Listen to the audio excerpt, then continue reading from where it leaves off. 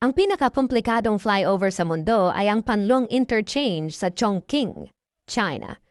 Mayroon itong 5 palapag na magkakapatong na 220 rampa na. Paikot-ikot na parang maze. Kahit ang navigation app, madalas nalilito rito dahil hindi nito alam kung nasa anong level ka. Kaya kung first time mo sa Chongqing, mas mabuting iwasan ang mag-drive, lalo na kung dadaan ka sa Panlong Interchange.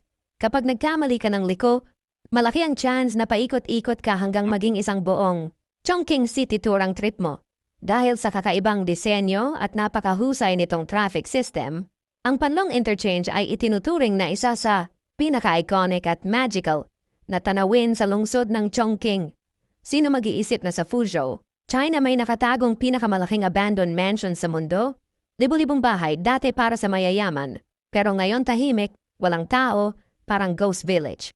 Nasa 20 minutes lang mula city, hindi liblib, at dapat sana'y luxury community. Pero sa loob ng 10 taon, iniwan at unti-unting nilamon ng panahon. Ang mga pader may baging, basagang bintana, bakuran puro damo at kalawang. Nakakalungkot, napakalaking yaman ang nasayang.